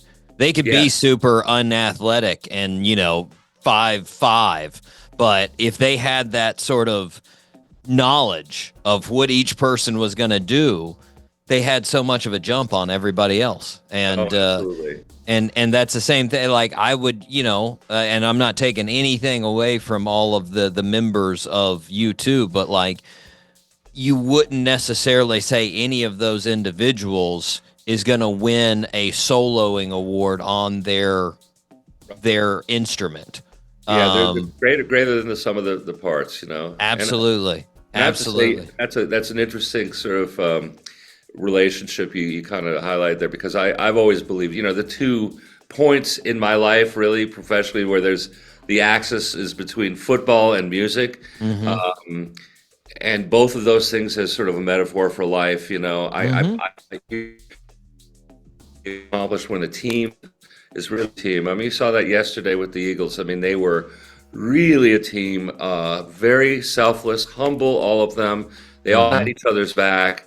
Put the egos aside, great players on the team. And look, what you can accomplish. I think our first Super Bowl back in 2000 or 2001 was the day of the Super Bowl. It was. We had a great defense, obviously, but our offense had gone, 5-game season without scoring a touchdown. On paper, we were an underdog all the way through. Nobody thought we were, but those guys knew it. They knew they were going to do it. They knew they had their backs in a certain way, And it's the same thing with a great band. Is if everybody really kind of listening, not trying to be a hot shot, not trying to play more notes than the other guy. I think you can accomplish a lot of cool stuff and make something special happen that is greater than just the individuals. Absolutely. I mean, in that who is the quarterback for you guys in that Ravens? Trent Dilfer. Yeah, Trent Dilfer. I mean, that's the thing is he knew his limitations, and I've seen so many interviews of where he talks about it. He's like, I'm not winning any MVPs, but that's the thing is everybody around him, and he had that confidence too. Even though what he didn't do is he never fumbled the ball. Yeah. and he never threw. He was a tough little SOB. I don't know what your cussing policy is on this. So, Feel free. We can always bleep it. Yes. But you know, he was. I saw him take some hits that, you know, I thought he's not getting up from that. Like, I've just seen something tragic happen, and he would get up and he'd laugh at the guy who just hit him and smack him on the butt, and he'd come walking off and his eyes would be rolling back in his head, you know. It was pretty wild. You know, he would come by the defensive meeting room and ask Ray Lewis, how many points you all need us to get this game? And Ray would say, you know, if you could get us 10, that'd be fine, or maybe, you know, we'll handle the rest, you know. Oh man, pretty neat. When you got Ray on the other side, that is a big confidence booster right there. He's the greatest I've ever seen play the game. The greatest, most fiercest competitor, you know, most dedicated person I've ever seen. I've heard so many people talk about just his preparedness each game was like nobody else's, and the seriousness that it didn't matter if you were, you know, noon game in 0-12 team, he was going to act like it was life or death, and that was the most important thing in life. Like, and you didn't want to see that guy across from you. I'll tell you that right now. I wouldn't want to see him across. Well, I'd want to see him across from me now if he wasn't tackling me. But if he was tackling me, I still wouldn't want to see him across from me. He's a sweet guy. You know, he's a good guy. But absolutely. And he was very dedicated, you know, and a great leader. Got everybody, helped raise everybody up, you know. So. Absolutely. Well, I mean, speaking of that telepathy, speaking of that teamwork, you've got a great team in the band. This band that you have put together here, Casa del Sol, Wally on drums, Mike on bass, Dave on keys. How long have you known everyone in the band? Well, Wally, I've known the longest. He's my best friend. We have been pals since, before my oldest was born. So he's 32. Wow. You know, it's been 35 something years like that. It was actually, I mean, we were both musicians and all that, but it was kind of football that brought us together because he's from Wisconsin. Cheesehead. Total cheesehead, although he bristles at that, you know, at that. He's too sophisticated for being a cheesehead. Well, brie, you know, it melts. You know, anyway. But he was a dyed-in-the-wool Packers fan, and interestingly, my first team was the Packers. I used to have the Bart Starr uniform. I loved the Packers. We bonded on that. We had a mutual friend that put us together. We bonded on that, and we went to some football games together. We went to one of the Super Bowls. I brought him with me. Nice. And we met Ray Nitschke, the famous linebacker of the Packers, and wound up dancing the can with him. And it was, we've got this great picture of the three of us. He's the nicest, best dude in the world, you know, and I love him. He's godfather to my kids and all that, and me to his. He has performed with so many people too. My goodness. Wally is. He's one of the best drummers in the country. You know, I call him like a junior Jim Keltner. You know, because of his he can play anything. But he played with Jackson Browne, Bonnie Raitt. He was Sheryl Crow's drummer the first part of her career. Drummer for Crowded House, Timbuk 3. Timbuk 3. Yeah. I mean, he's played with everybody, and he's a consummate pro. He doesn't even need to hear anything once he can still play. There's a great story with him. You know, he played with Phil Lesh and Bob Weir when they did. I think it was maybe about 8 years ago, something like that, or not bad with time, but it was after the Fare Thee Well thing, and they kind of had made up. There was a little bit of friction between those guys, and they did this tour of theaters. It was, you know, just going to be the two of them, but they decided, well, we need somebody playing percussion. So they called Wally, And Wally was a little bit of a curmudgeon when it came to Grateful Dead stuff. He liked them, but he liked so much other music. He couldn't understand this, this devotion jamming against all other music, that Dead had. And he's like, oh, the Grateful Dead. And well, he winds up playing for those guys. And so I'm guessing he didn't tell them when he met them. No. You he's guys. like, John, should I do this? And I'm like, Yeah. And so it gets to be that week, and I'm like, dude, you guys doing rehearsals? And she goes, no rehearsals. I'm like, what? She goes, yeah, we're just gonna wing it. And I said, oh.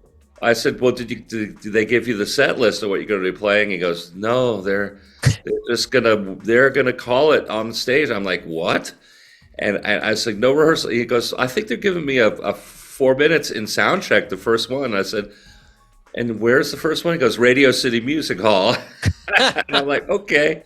So I said, well, Wally, have you ever heard a song called Lost Sailor, Saint of Circumstance? And he's like, I don't know. I don't think so. And I'm like, you'll be fine. It'll be great. And I'm like, oh boy. And I was watching that on Setlist Wiki on the thing go down that night. And sure enough, middle of the set, Lost Sailor, Saint of Circumstances. And I'm like, oh boy. So I called him afterwards and I said, hey, Wally, how'd it go? And he goes, well, I think I did okay. I was definitely flying by the seat of my pants. They seemed to be happy. And I'm like, how about that Lost Sailor, Saint of Circumstance? And he's like, did we play that? And I go, yeah, you did.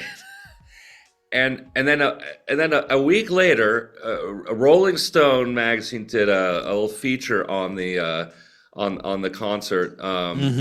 And they said, well, given the past acrimony between these two players, it could have gotten a little weird, but the one person holding the whole thing together was percussionist Wally Ingram, and I just laughed, and that's really the kind of guy he is. He's an amazing musician where he can hear something and play it at the same time. And it's a good thing there that the Grateful Dead don't have a ton of time changes just going through, that they're not like a prog rock band. That would have been some issues. I beg to differ with you there, Ben. If you listen to their stuff, a lot of it's very challenging. It's not, man, those two tunes are always played at the same time, do have time changes in it.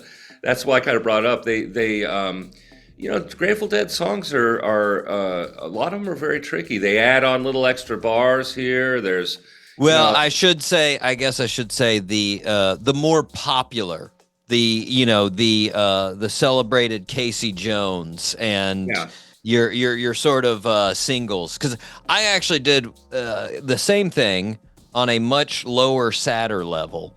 I was in a band.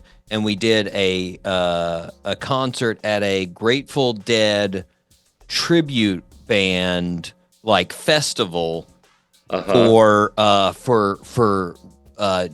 dog kennels. It was for shelter dogs and raising money for them. They called it Grateful Dog. Oh, I love that. And our whole band, they invited our band.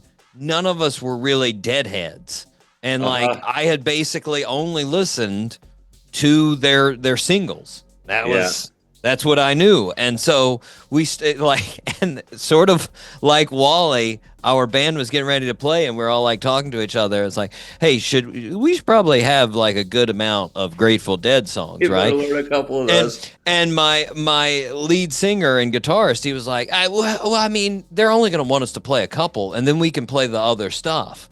And we got there, and we start talking to other bands, and oh yeah, no, we're only playing Grateful Dead songs. They only want us to play Grateful Dead songs. And we were like, we don't hear your originals. Yeah. And so we were like, oh, okay. And so literally before the concert, we're beside my singer's phone listening to the song, being like, and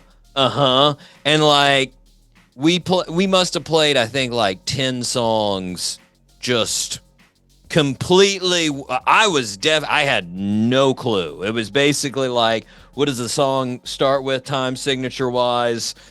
All right, that's what we got. And it definitely.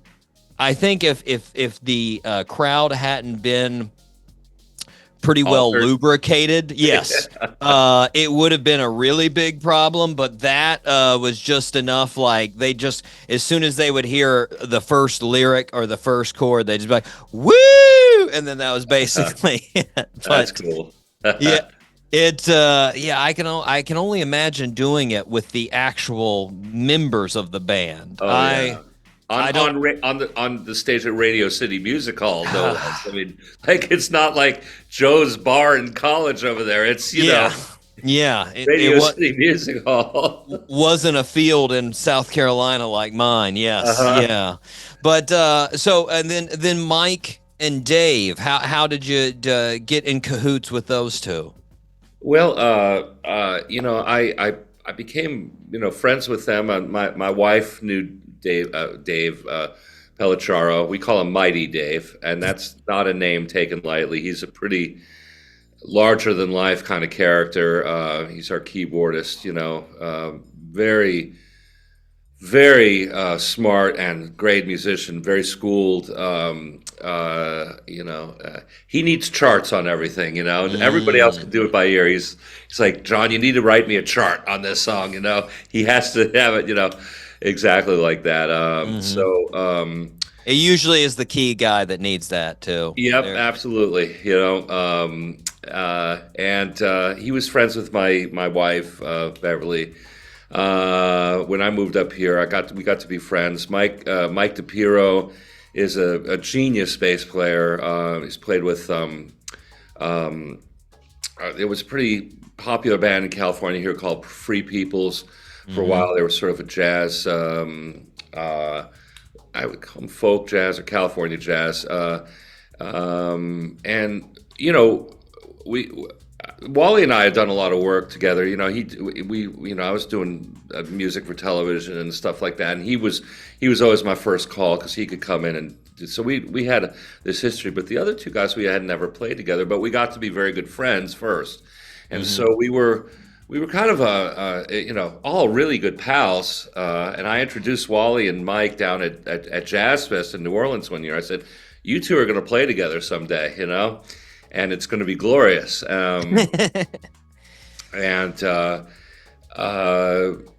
Little by little, we made that happen. In fact, Mike was he doesn't suffer musical fools very easily. I mean, he's a sweet guy, wonderful guy, but when it comes to music, he's a killer. And he's like, frankly, I was a little worried to hear your stuff because I like you so much. I didn't want to hate it. Suck, yeah. And I was like, well, I was afraid to play it for you because I didn't want you to think it sucked. And we actually, we had this hang. We did like 4 deep hangs where we talked about everything. We never picked up an instrument. And finally, we said, well, maybe we kind of very reluctantly said, maybe let's play something. And we got about halfway through. I taught him this song, and we got about halfway through, and he stopped. And he called some of our best friends and says, "Get over here! You got to hear this," And I knew he liked it. So we put it all together. So we were sort of a band of friends first, and I think you really hear that in the music. I write the stuff, but I never tell them what to play, and we don't really even discuss it that much. When we went in the studio, we tracked all that stuff, did all the band tracks together. We put layers on top, but we recorded very much the way they recorded albums in the 70s. It was all analog through an old Neve console to tape. Yeah. And we got in the studio. We looked at each other. We were there, and we played it. And we usually would run it down once and say, well, let's. We discuss it. Maybe this needs to be here very quick, and then it was usually the second take, and we had it. Wow. So, I'm guessing it was pretty fast then, from once you actually started playing together, and you already had pretty much all the songs that you wanted. Ben, I have a songbook that's this thick. I mean, of like all those years, I've been doing Yeah. all this other stuff I've been writing, Yeah. and on this album, actually, there's some songs that go pretty far back, and then some that I had just written. So How'd you choose? Was there a theme that went along with sort of the strange angels? Like, I mean, because like you said, obviously the recording's very 70s esque. Like as far as how you recorded it. we call it FM. That's what kind of music do you do? It's FM. Well, when you're in that FM, of course, too. I mean, there was a bit of more emphasis on like albums. Yes. Was it okay? How do these pieces fit, or were you just like these are the best songs? I think. No, it was actually a little tough because there's a lot to choose from there. I'm a believer in a lot of things, and it's the same way when you're writing stuff, not to think too much, not to question hunches. If you're feeling something, go with it. And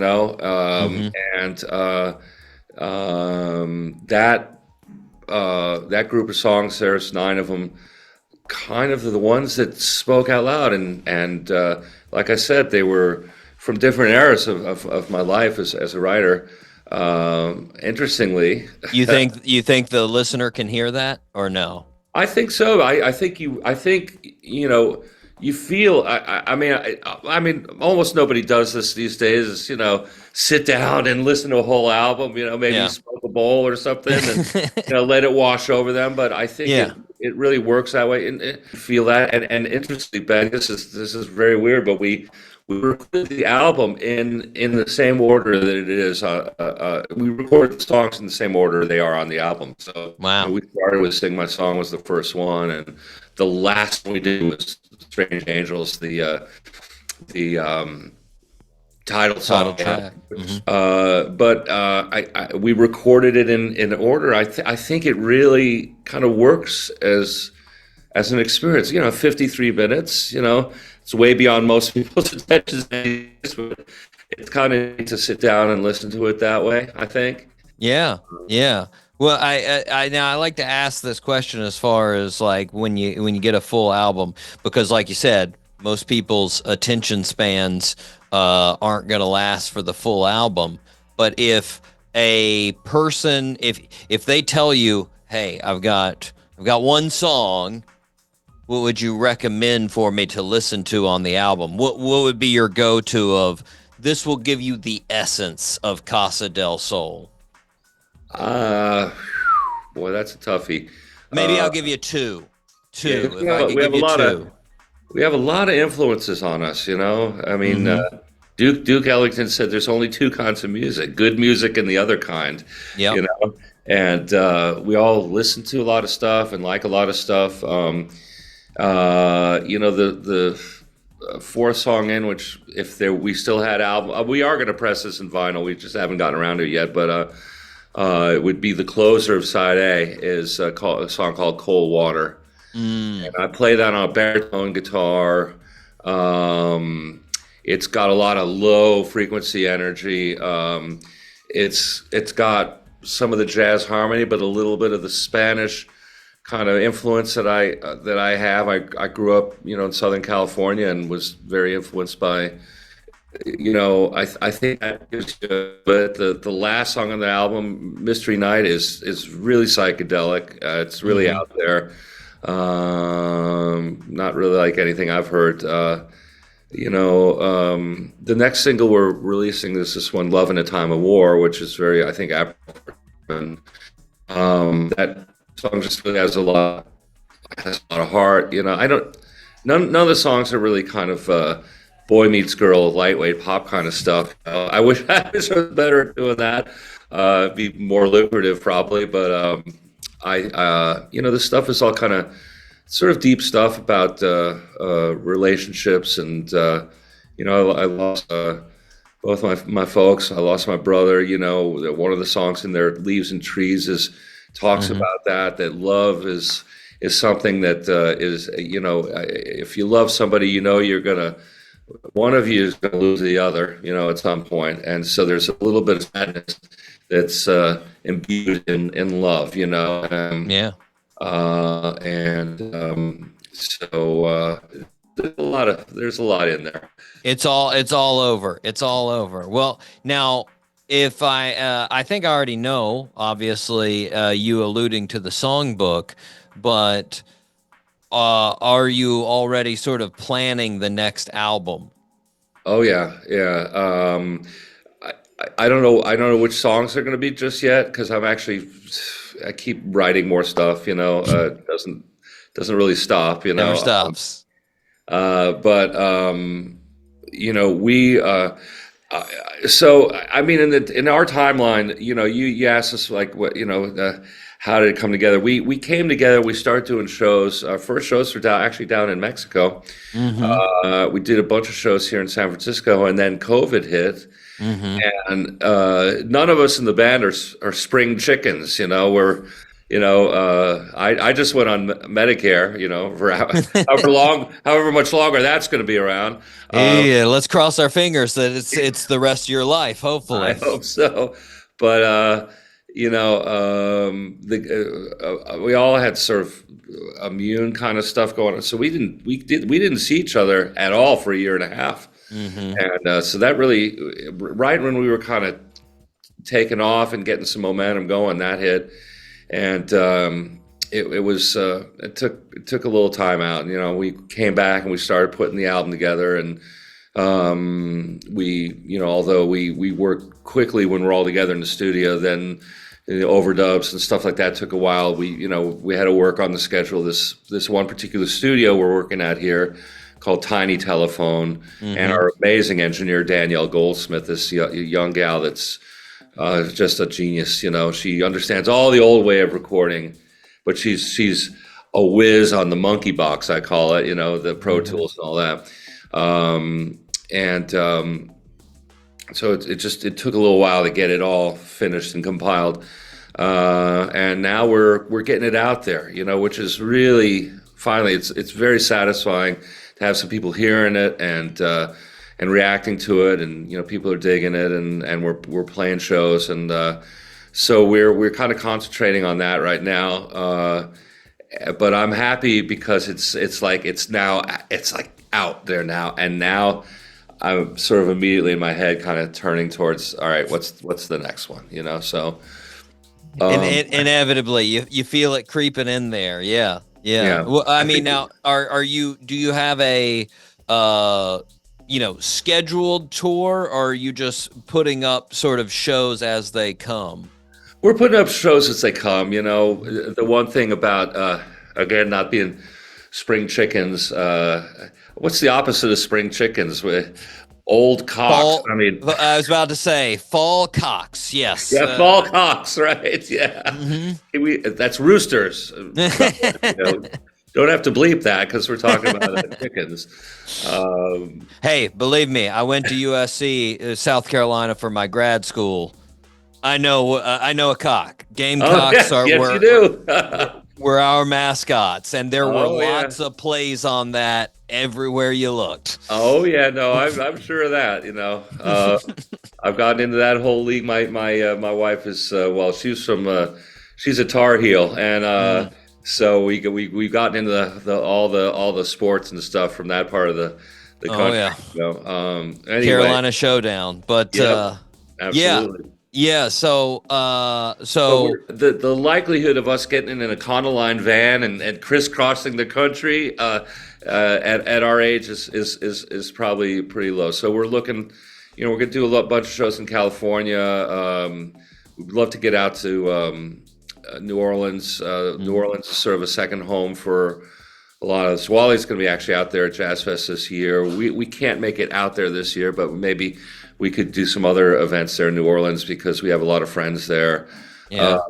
New York City, maybe Chicago. So, hitting some things here and there, Yeah. Well, John, the album is great, and I'm sure it's a fantastic feeling finally get it out there and, like you said, have everybody listening to it. It really is. Yep. But I want to thank you for coming on the show today and talking with us. Ben, it's a pleasure. Like I said, it's really wonderful to hear someone talk to musicians sort of in depth like this, because it's just kind of glossed over. You've had some amazing people on your show, some really deep talent and doing some cool things. So it's an honor to be here talking with you, and really appreciate the love you're giving us for this record. We're even though we're not kids, we're kind of we might as well be. This is our first record. We're kind of starting out. So. Well, like you said, it's either good music or the other, and then in the case, it's good music. So well, I appreciate that, brother. Thank you. Well, listeners, make sure you check out Casa del Sol, Strange Angels. Right now, we're going to take a listen to a little Mystery Night right here on the Doc G Show.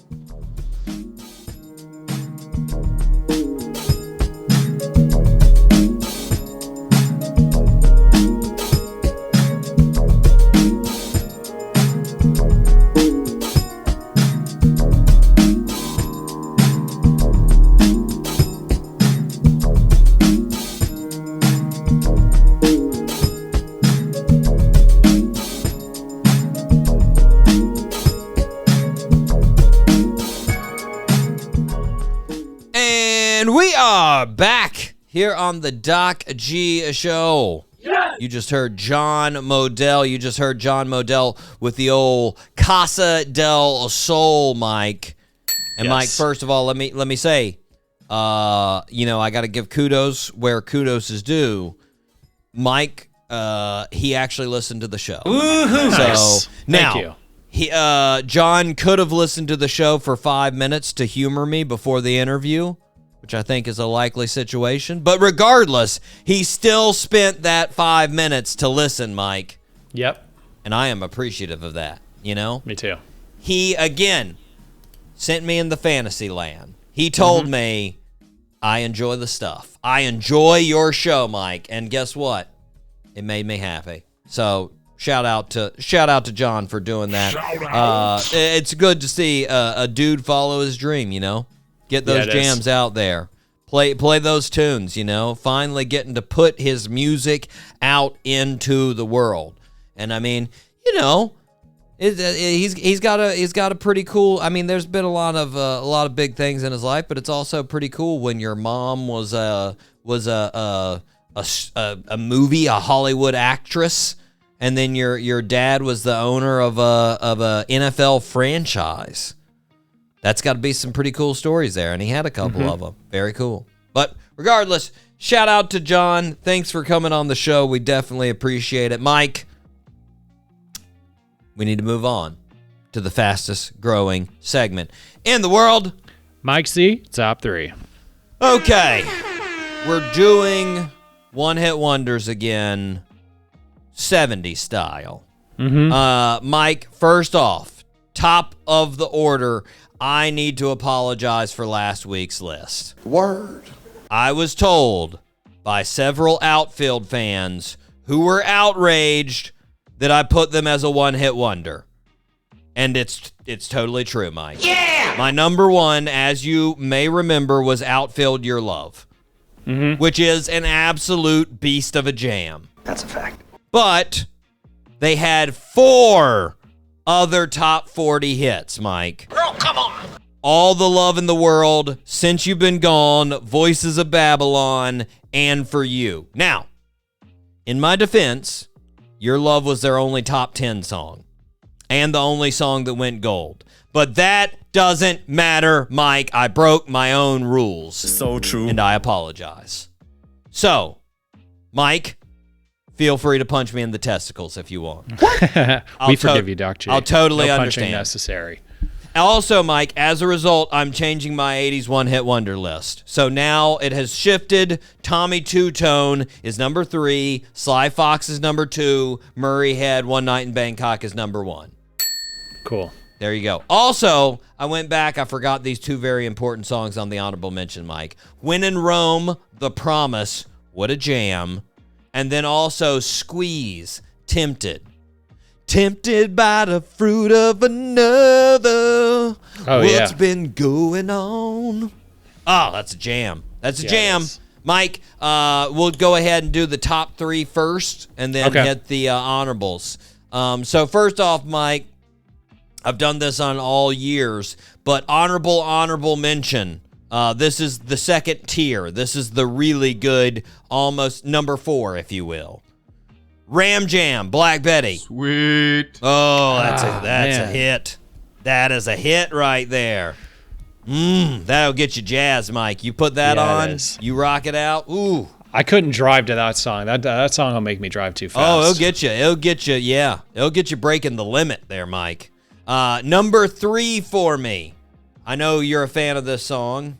King Harvest, Dancing in the Moonlight. Yes. Ooh. Now, Mike, give it to us straight right now. Is that on your top 3? Yeah, it's number 1. Number 1! I thought it was actually going to be your number 1. But yes, Mike, it was very hard. I will say it was very hard. And in anybody's opinion, I could see that as number 1 because that is a jam song. Yeah, it is. It just makes you feel warm inside, man.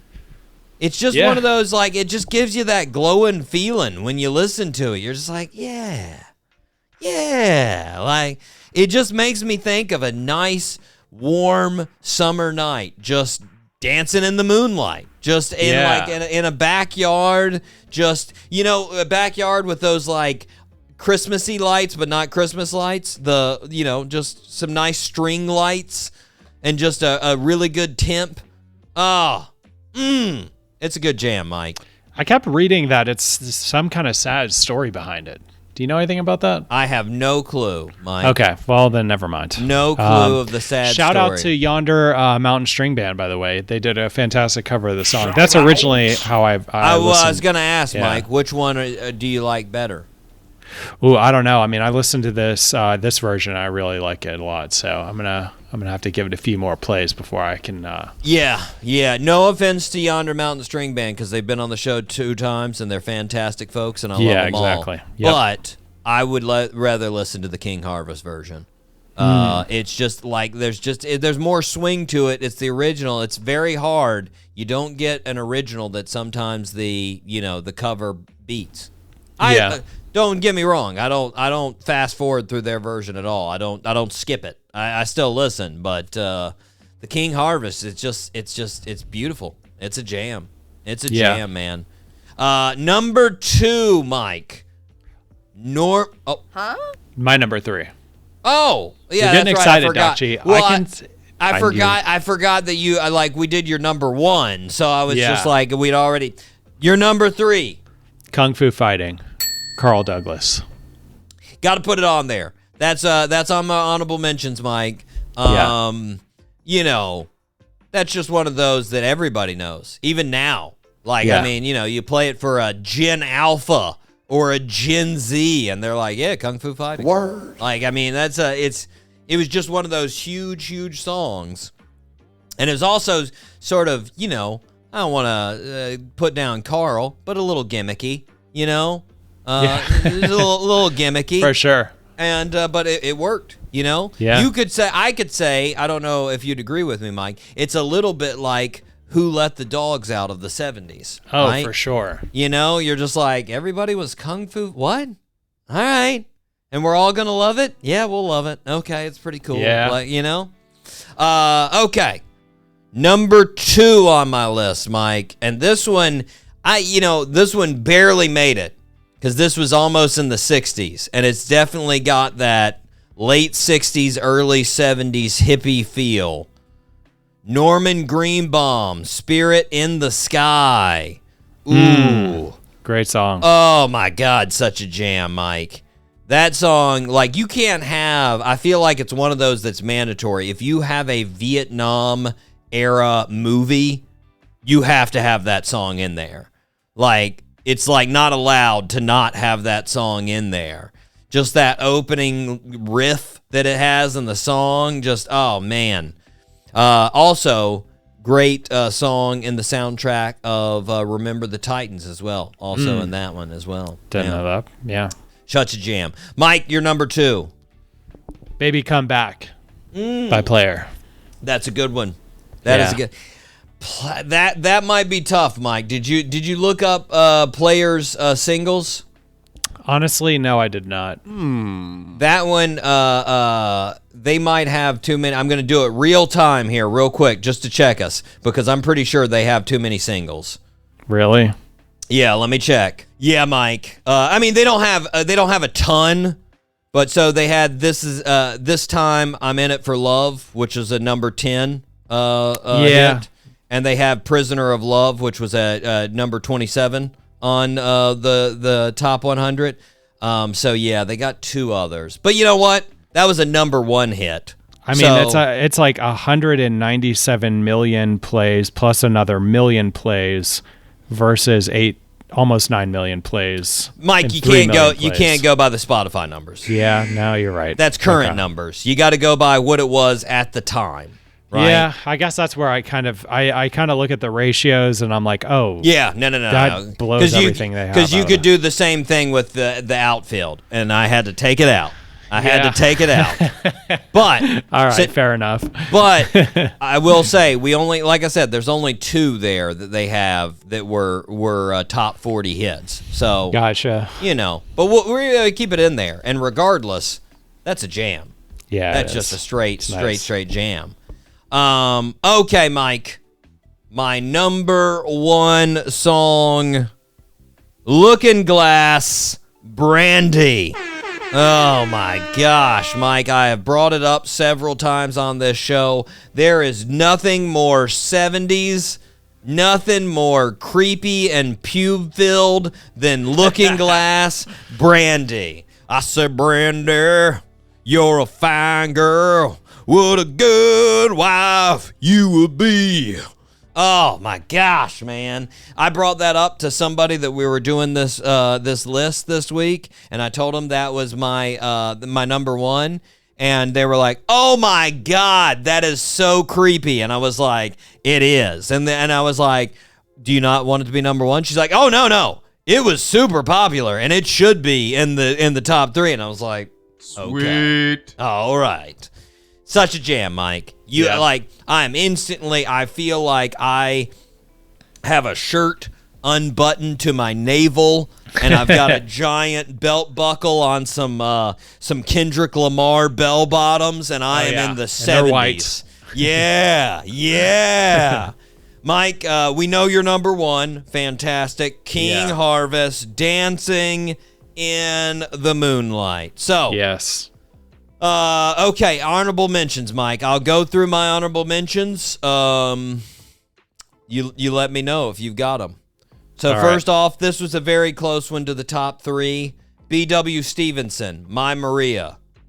That's that's so 70s too. That's a good one. That is a good one. Mungo Jerry, In the Summertime. That barely made it into the 70s. That's another one like Norman Greenbaum that's right on the list, but that's a hot jam right there. In the summertime when the feeling is high. Oh, yeah. Cats in the Cradle. Harry Chapin, man. Ooh, and the cats in the cradle and the silver spoon. Little boy blue and the man and the moon. It's a good story, Mike, too. You ever listen? I know you're not a lyrics man, but when you get deeper into that song is basically talking about a dad dedicating his life to his kid growing up and turning exactly like his dad was when he was a parent, and his the father wanting to hang out with the son when he's an adult, and he just doesn't have time. It's a beautiful and heartbreaking story, Mike. My son was just like me. My son was just like me. And the cat's in the cradle and the silver spoon. Oh, it's a good one. It's a good one. Dobie Gray, Drift Away, Mike. That is a jam. And surprisingly, Dobie Gray, Drift Away, that was like top 50. Like, it didn't even make it in the top 40. I was like, what? Give me the beat, boys, to free my soul. I wanna be. That's that song, Mike. That song. Great song. Rupert Holmes, Escape. This one was right on the line with the 80s, Mike. The old Pina Colada song. And I love that jam. If you don't love that jam, talk about a story in that jam, right? In that song. It's just a perfect story, right? You know the Pina Colada song, right, Mike? If you got pina coladas. Yeah. That's the song? Yeah. Oh, okay. And getting caught in the rain. Oh, okay. Yeah, I just thought that was like a Jimmy Buffett song or something. No, that's Rupert Holmes. Oh, okay. Rupert Holmes. And that was the only jam that he had, Mike. And the thing is, again, you're not a lyrics dude, but it's a great story, man. The guy is tired of his wife.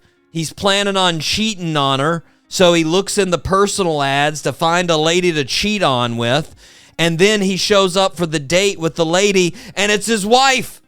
They're a bunch of cheating turds together. They're made for each other. He was like, oh, you were cheating on me. And she's, yeah, we're cheating together. We both love pina coladas. And they go back, and they're back together, man. Fantastic Hilarious. jam. It's terrible. It is. Black Oak, Arkansas, Jim Dandy. That's a deep cut. That's a good one. Mountain, Mississippi Queen. That's a good one. Ozzy Osbourne redid that one. That's a good one. Warren Zevon, Werewolves of London. Now, technically, Warren Zevon, a lot of his fans would get really me calling him a one-hit wonder because he did make some really great albums. But that is the only song that actually got in the top 40 of his. Even though there's several that they play on like classic rock and whatnot, and he's got a big group of fans. But that was his only number one hit. So just throwing out, not number one hit, top 40 hit. Wild Cherry, Play That Funky Music, of course, the jam. That was on the honorable mentions. Edgar Winter, Frankenstein. That's a jam. That's an all acoustic, not an acoustic jam, but all no lyrics, just instrumental. Vicky Sue Robinson, Turn the Beat Around. Hey, Doc G, I'm sorry. What was the last one? Edgar Winter, Frankenstein. Okay, sorry. You'll know the riff. As soon as you play that song, you will know that song, and you'll go, oh, yeah, I've heard it. Listen to that after. Vicky Sue Robinson, Turn the Beat Around. Turn the beat around. Wow, okay. Yeah. Yeah, it's a good jam. Anita Ward, Ring My Bell. You can ring my bell. Wow, okay. Ring my bell, my bell. Yeah, there's some good disco jams that get in there. Mike, this will be a good one. Steve Martin, King Tut. His one top 40 single. Yeah. Oh, King Tut, buried with a donkey. He's my favorite honky. Oh, King Tut. That's right. Bustin' Loose, Chuck Brown on the Superbad soundtrack, Mike. That's a jam right there. Gary Wright, Dreamweaver. You may know it from Wayne's World. That's the song that always plays when his dream lady comes around. Dreamweaver. Good jam. Last one. Oh, no, not last one. Sorry, I got three more. Orleans, Still the One. Ooh, that was close to the top three. Still the One. That's a jam. LaBelle, Lady Marmalade, jam. And lastly, Ace, How Long. That's a sweet, sweet song. Yeah, I got there. that one on there. Mike, you got any others that I didn't mention? Pilot, Magic. I don't know if hopefully these are, I don't know if they're all one-hit wonders, obviously I don't think Pilot had any other songs. I think Rock the Boat, Hughes Corporation. Yeah, no, that one's definitely their only jam. Come and Get Your Love, Redbone. Yeah, forgot Come and Get Your Love. That is, fun fact about those guys too. Native American band. Oh, okay. Yeah. Cool. Yeah. That's where I do believe, I don't want to speak out of turn there. All members during their commercial peak success were Mexican American and Native American heritage, which was heavily reflected in their songs, stage costumes, and albums. There you go. Nice. Mm-hmm. Baker Street, Jerry Rafferty. Oh, no. Jerry Rafferty, way too many jams. Oh, okay. Way too many jams. Believe me, I'd love to have Jerry on the list, but Okay. he's got some hits. That's all I got, man. Okay. Yeah. All right. Okay. Mike, do we want to do 2000? Yeah, let's do 2000s. That'll be fun. And then we'll All switch it up. We'll switch it up after that. Well, I mean, I think we have to. we could split 2010. I mean, 2010. I think we need to go by decade. So the next one would be 2000. So Yeah. 2000 to 2010. Now, do we want to break up genres, or are we just doing total? Let's just do total. Yeah. Okay. All right. I'm gonna have a lot of honorable mentions. Not like anything new, but still okay. All right, Mike. We've got 2 birthday suits left. Do you want the basketball player or do you want the scientist? Scientists. Okay. Born on February 12th, 1809, our birthday suit wearer is most known for his book that changed biology forever, The Theory of Evolution, in his books Origin of Species and The Descent of Man. Charles Darwin. Charles Darwin is correct. Take that, MLK. You knew Charles Darwin. No, I'm just kidding. Mike, born in Shrewsbury, England. Our birthday suit wearer ended up going to the University of Edinburgh to study medicine, but was fascinated by other areas of biology. He continued studying at the University of Cambridge Christ College. After 3 years of study, he took a 5-year voyage on the HMS Beagle, making geological and biological discoveries. He was puzzled by the dispersion of animals and plants throughout the world and pondered this for years. Ultimately, it led him to write the theories regarding evolution in several books, including The Descent of Man, The Expression of Emotions in Man and Animals, and The Origin of Species. Ultimately, his work on evolution was one of the greatest scientific discoveries in history. Charles Darwin. Yes. Nice. Happy And birthday. a fantastic beard, Mike. Oh, yeah. Just a real good wizard look he had going on there, you know? Oh, yeah. He made, and shout out to my biology teacher in high school, Mr. Jervis. But Mr. Jervis had the Darwin look. When I had Mr. Jervis, he could have all gray now, but when I had Mr. Jervis, it was a black beard and the horseshoe hair, just like Darwin. And he was teaching me biology, so I was like, oh, it's Charles Darwin we got here. And fun fact, Mr. Jervis's first name, Charles. So there you go. There's all kinds of connections. Anywho, Mike, next on the list, you've definitely got this one. Perhaps the biggest winner in NBA history. Played for the Boston Celtics, wore number 6, won 5 MVPs, 12 All-Stars, and 11 NBA championships. Who we talking? Bill Russell? Bill Russell is correct. Yes. Nice. 3 for 3, Mike.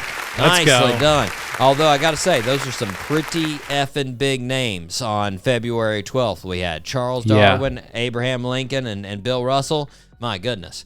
Mike, Bill was born February 12th, 1934 in Monroe, Louisiana. Loved sports growing up. Our birthday suit wearer ended up going to the University of San Francisco to play basketball and run track. I always love telling people this. He was the 7th best high jumper in the world in college. He jumped over 7 feet, and that was before the Fosbury flop. So that was literally jumping front ways and rolling over it. He jumped 7 feet, which is 3 inches taller than him at that height. It's insane, Mike. Yeah, the that is. athleticism. And then on top of that, he could run a 400-meter dash in 49 seconds. He was an effing gazelle. at 6'9". Absolutely insane, man. Just like when people say, oh, the NBA players are better athletes. No. They're better skilled at basketball. Yes. They've progressed from everybody else. But athletes? Show me one of the right now that can run a 49-second 400 and jump 7 feet. There's not any of them. Maybe 2, maybe 1. No, Mike. That is a ridiculous amount of fitness. Anywho, he got 2 NBA or NCAA championships. He was drafted 2nd overall. Found this out. I didn't realize this, Mike. He was drafted 2nd overall. There was a guy in front of him. Sort of like Michael Jordan. The guy drafted in front of him, Cy Green. And Cy Green went to the St. Louis Hawks. Mm-hmm. Let me guess, he played like 1 season, 3 games. Cy Green went to Rochester, New York. And he wasn't that bad, but he just didn't have a big career. And you're just like, what were you thinking, man? Because Bill Russell had won 2 championships in college, and his team literally did not lose. They were undefeated. Like, why wouldn't you go with that guy? And instead, apparently they were like, this guy seems more dependable, an all-around better player. That was dumb. That was really dumb, Rochester. Rochester could still have an NBA team. Still, they could be the Boston Celtics right now in Rochester, New York, instead of not being an existing team. Just like Portland drafting Sam Bowie instead of Michael Jordan. Woo! That was dumb, guys. That was really, really dumb. Anyways, next year, when he was after he was drafted, Boston won the title. Then in 1959, they won 8 championships in a row. For the final 3 seasons of his career, he was also the coach. So he played and he was the coach. And 2 out of those years, they won the championship. Wow. There you go. Yeah. He's in the Hall of Fame. He's on the 50th anniversary team. He's on the 75th anniversary. And every single team in the league has his number retired. No one can any longer wear the number 6. Wow, that's crazy. Yes, which I think is necessary. That LeBron had 6, right, in Miami? He had it at some point in his career. I can't remember. So they just recently retired 6. Yeah, he just recently died 2 years ago. So, okay. Yeah. Mm-hmm. Yeah. Mm-hmm. Happy birthday to Bill Russell, one of the greatest, Mike. He would be in my top 5 greatest of all time list. I put him generally number 2 because of his winning. Of course, all LeBron fans get just all completely insane on me on that one. I'm like, oh, really? Where's LeBron's 11 championships? I didn't see those. Oh, he doesn't have them. Oh, that's right. Okay. Yeah. And anyways, he's the greatest winner of all time. Like I said, he is a better winner than Michael Jordan. They won 11 championships. It's insane. Now, Michael Jordan will come and slit my throat for saying that. But, Michael Jordan. Oh, my gosh. He took it personally. Anyways, happy birthday to all 3, Mike. Just 3 fantastic men right there. We need to wrap it up for this week. I have been the host, but I do want to let you know before I actually send that tagline off, we got some great shows coming up. Fantastic artists on the way. We got John Moreland coming on the show. We got John Rudnitsky coming on the show. Just some fantastic people. We're getting a couple of others that are most likely happening. I just need to get the date. Now, if they don't respond, you can look forward to them in the next segment of we got another turn down of a guest, and I didn't like the way they turned us down. Mm-hmm. So, look forward to that. But anyways, until then, Mike, we got to wrap it up. I've been your host, Doc G. With me, as always, the one, the only, Mikey Maximus, the Fernicus, Charette. Always a pleasure, Doc G. Thank you so much for having me. Of course. And until next week, zip it up and zip it out. Zippity-doo-dah.